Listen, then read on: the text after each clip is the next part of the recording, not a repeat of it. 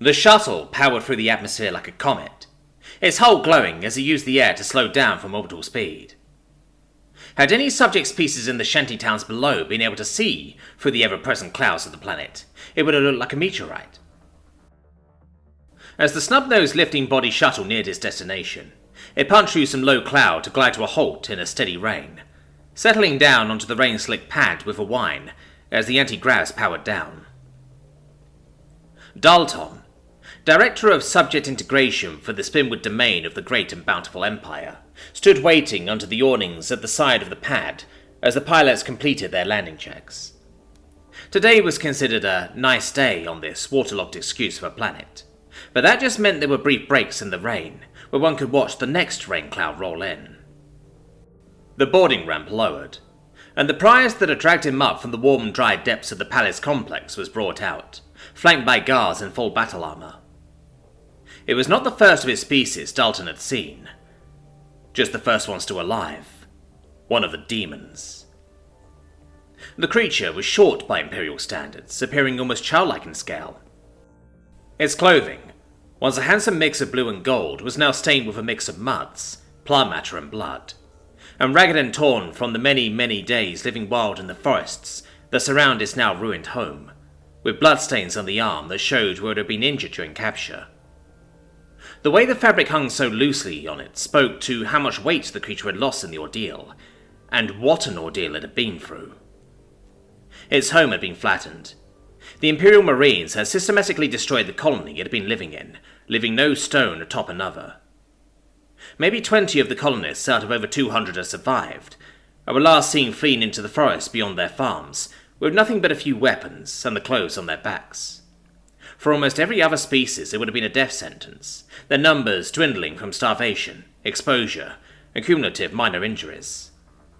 The Marines, severely depleted by the fighting, had withdrawn after documenting everything they could, and left them to their fate, to let follow-up forces complete the investigation. So it was something of a surprise when that follow-up expedition found them still alive. The colonists had collected and burned their dead in a mass pyre, and had picked the ruins clean of everything that might be useful to them. They posed no great threat to the expedition, but the small acts of sabotage they made, with a frustrating success rate, proved they had not lost the will to fight. This particular colonist had been captured by a patrol, apparently foraging for more food. Even half-starved, it had managed to seriously injure one Marine before being captured, and indeed the medical cocoon that contained the Imperial casualty was the next item to come down the ramp. Dalton ignored that, however, and focused on the cage that held the creature, and its injury.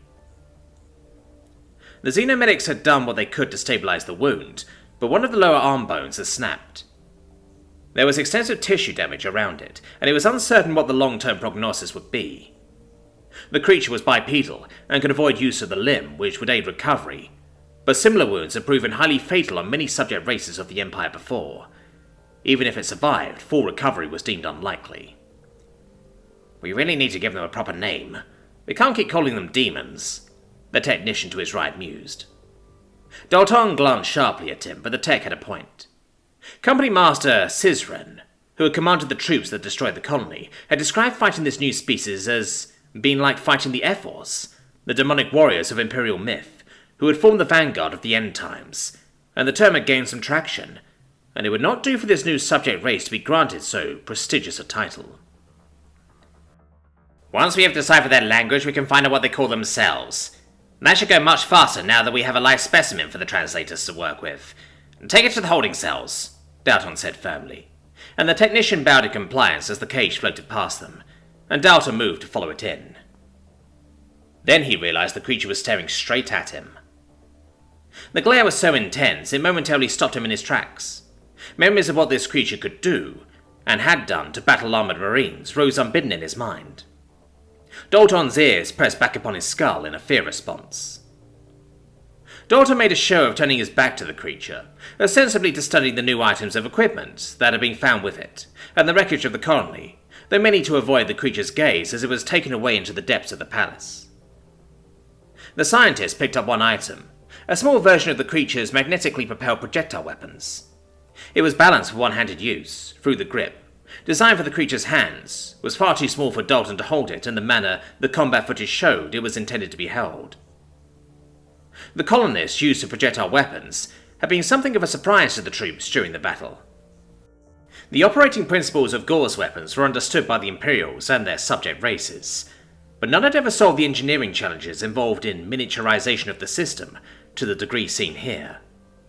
The engineers were practically salivating at the chance to examine a working example.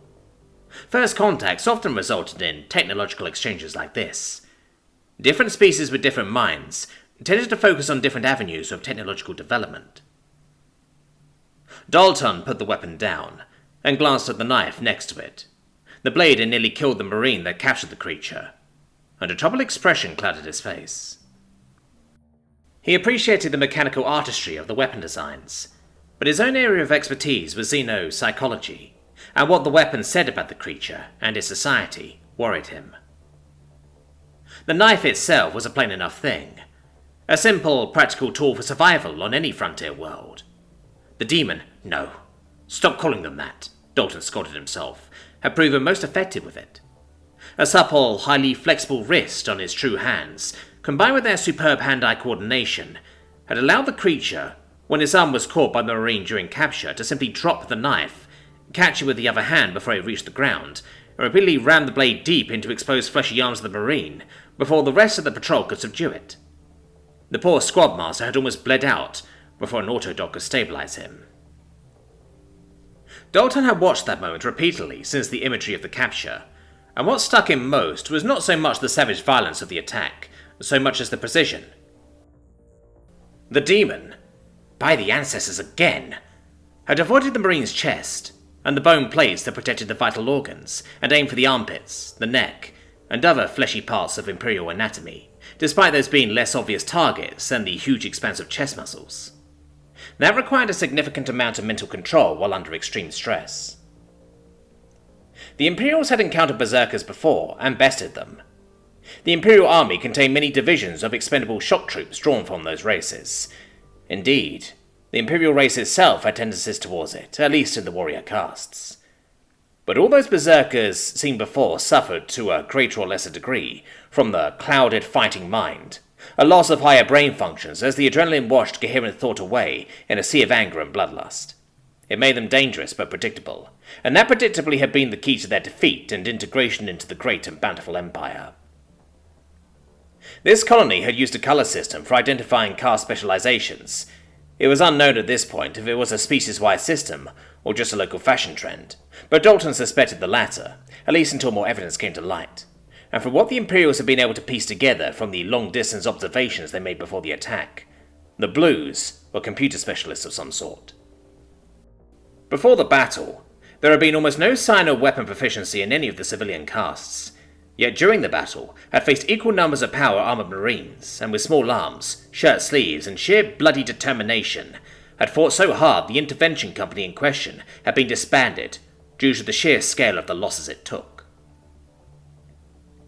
Even staring an apex predator in the face, this computer tech had the presence of mind to avoid the obvious target for his knife, in favour of less obvious but more damaging areas. This rational, controlled aggression was something Dalton had never really seen before. Only the Imperial Marines, the products of the most extensive genetic engineering project in known space, could boast of such a clear war mind. The widespread capability of it in these creatures was a troubling prospect. And the gun. It was optimized for one-handed use, and recon imagery showed it was routinely carried by the warriors in a belt holster. The need for such a powerful hand weapon, and to keep it on hand in an easy-to-use location, again spoke to a violent culture. But in all of the observations they made, they never saw one being used, despite several apparent fights being observed. Whatever violent tendencies they had, they could clearly control them well. On the handle of the gun, the creature had carved a crude, lopsided cross shape into the plastic grips, with the bottom leg of the cross being much longer than the others. Among the personal possessions the creature was found to be carrying was some sort of bearded necklace with the same symbol, and there were examples throughout the settlement, especially clustered around what had been tentatively identified as the community centre near the centre of the settlement. It was clearly an emblem of some importance to them. though the exact significance of it was still elusive. The current leading theory was it was political, a mark of their feudal overlord, though Dalton was skeptical of that idea, believing it to be just the projection of imperial norms onto an alien society. Either way, until more evidence was found, it was but a footnote, to be followed up upon later, once they had established communications. Dalton closed the case containing the weapons and turned to head back to his office. There was an endless stream of forms and letters he needed to fill out, plus tests to organize on his live subject, once it had recovered. This was going to be an interesting few part cycles, he mused, as the outer doors closed and the endless drumming of rain was finally silenced. This demon had much to teach him, if only he could find a way to ask. As the elevator descended towards the science wing, Dalton pondered the demon's homeworld. Perhaps, after the subjugation was over, he would be able to see it, maybe with a native guide, to properly understand it. They had such sights to show him.